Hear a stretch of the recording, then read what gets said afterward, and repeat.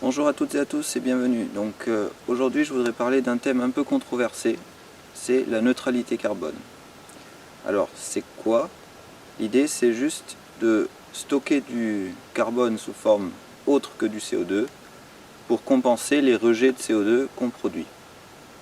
Donc c'est une très bonne idée parce que c'est ce que j'essaye de faire moi, notamment en essayant de produire du charbon de bois et en le mettant dans le sol pour le stocker. On dirait que pour certaines personnes le principe est encore un peu flou et il n'y a pas longtemps il y a un truc qui a attiré mon attention, c'est sur les bouteilles de butane, butagaz, il y a écrit cette bouteille est neutre en carbone ou un truc du genre. Donc je me suis dit je vais voir comment ils essayent de faire leur neutralité carbone. Donc j'ai cherché sur leur site internet et donc en fait ils financent deux projets. Donc il y a un projet, c'est un projet de conservation de forêt au Zimbabwe, donc en Afrique. Alors, ça veut dire que conserver la forêt, donc en gros, on paye des gens pour qu'ils ne coupent pas la forêt, quoi. Bon, c'est un peu plus complexe que ça, en réalité, ils payent les gens pour qu'ils s'occupent bien de la forêt, qu'ils l'entretiennent, etc. Mais il y a un point quand même que moi je ne comprends pas, c'est la forêt, elle a déjà absorbé le CO2 qu'elle absorbe en poussant. Et ensuite, il y a un moment, elle fait son propre cycle en fait. C'est-à-dire, il y a des plantes qui meurent, des arbres qui meurent, d'autres arbres qui poussent, mais les arbres qui meurent vont rejeter le CO2 qu'ils ont absorbé en pourrissant. Et les arbres qui repoussent, qui vont remplacer les anciens, ils vont absorber le CO2 qui avait été rejeté auparavant, etc. Il y a un cycle qui se crée, et donc en conservant la forêt, tout ce qu'on fait, c'est qu'on ne rejette pas du CO2. On ne peut pas... bon.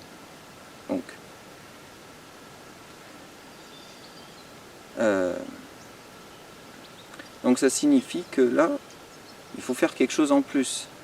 On ne peut pas juste conserver la forêt et dire « ça y est, je compense ». Il faut évidemment empêcher le bois qui pourrit de rejeter le CO2, le bois mort, disons.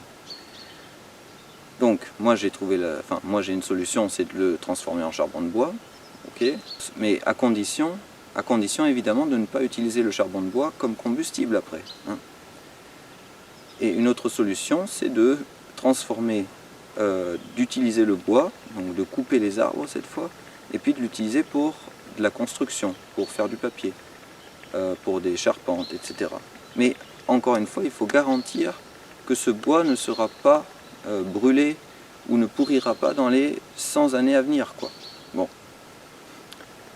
Donc ça c'est l'un des deux projets de Butagaz là. Et l'autre projet c'est de soutenir la construction d'éoliennes en Inde. Donc soi-disant ça va réduire le nombre de centrales à charbon.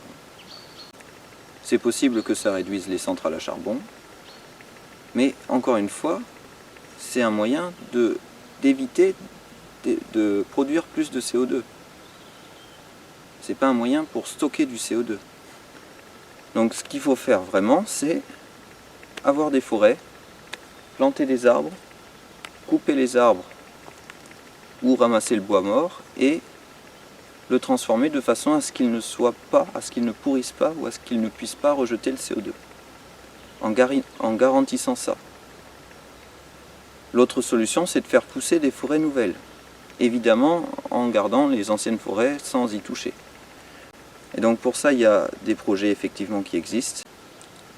Notamment en Californie, il y a des forêts qui sont plantées pour stocker du CO2. Mais il n'y a pas longtemps, il y a une doctorante qui a vu que l'une de ces forêts était en train de brûler. Donc la doctorante, elle s'appelle Claudia Herbert et elle est à l'université de Berkeley, je crois.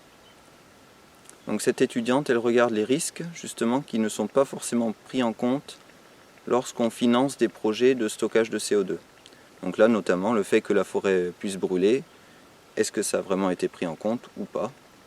Et enfin, un dernier point que je voulais vous dire, c'est qu'il y a un film qui est sorti qui s'appelle The Great Green Wall.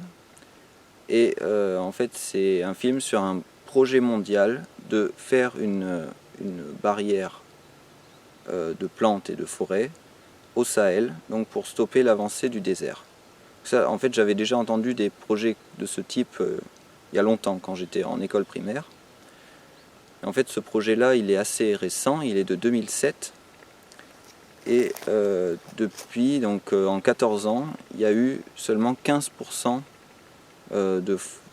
du projet qui ont été accomplis. Donc à peu près 1% par année. Et là, c'est un projet vraiment intéressant parce que on a un endroit où il n'y a pas grand-chose qui pousse. Et si on arrivait à remplir tout ça avec de la forêt, on aurait vraiment stocké du CO2. Bien sûr, il faut faire attention en même temps de ne pas laisser brûler la forêt en Amazonie, par exemple, pour cultiver des avocats ou je ne sais quoi. Voilà, ça c'est ma petite réflexion sur le sujet. J'espère que ça vous a plu. Je vous montre un peu la plantation là. Ça c'est un Thuna sinensis, c'est un arbre asiatique. Donc là il y en a un plus petit et ensuite j'en ai plusieurs là. Donc il existe aussi un phénotype avec des feuilles rouges. Et en fait il est utilisé en Asie pour manger les feuilles, entre autres. Elles ont un petit goût d'oignon un peu. Donc voilà. Et le bois c'est un bois proche de l'acajou, donc un peu rouge. Donc c'est un très beau bois de construction pour des meubles, etc. Ensuite j'ai des Carmetzypares lawsoniana là. Et puis des Thuya. Donc vous savez que les Thuya ça peut devenir très très gros, mais ça pousse lentement. Donc il y en a aux États-Unis qui font un diamètre de 6 mètres, il me semble, au pied. Hein. Voilà. Ensuite, j'ai quoi? J'ai un Pinus radiata. Donc c'est un pin qui pousse assez bien dans le calcaire. Enfin il pousse partout en fait. Et donc c'est assez intéressant pour mon sol chez moi. Voilà, là-bas il y a un petit séquoia. C'est une branche qui a été plantée. Et elle a un peu de mal à savoir que maintenant elle doit être un arbre et plus une branche, quoi. Et puis j'ai des cèdres. Alors, en fait je sais pas ce que c'est comme variété de cèdre. Celui-ci il a des aiguilles un peu plus longues, donc je les ai trouvées dans un parc. Ils étaient en train de pousser dans le parc. Celui-ci, soi-disant, c'est un cèdre du Liban. Et puis celui-là c'est le même que le premier.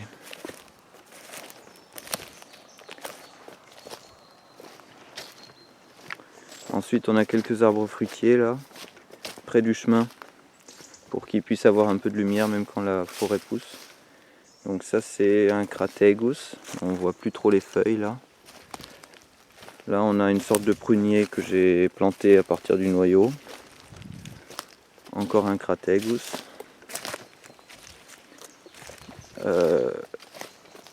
Un laurier.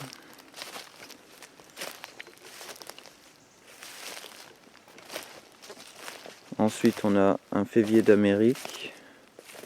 On en a d'autres, hein, mais là c'est encore un Pinus radiata.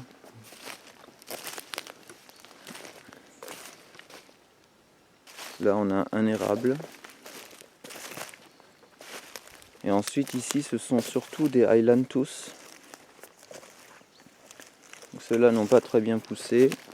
Ça c'est un Polonia qui n'a pas très bien poussé cette année, il faisait trop sec. Ailanthus, mais là il y en a qui ont bien poussé. Donc ici. Celui-ci il est assez grand. Donc les Ailanthus soi-disant c'est une espèce invasive. Mais en tout cas elle est très bien pour stocker du carbone. Donc lui il est très grand et lui il est pas mal non plus.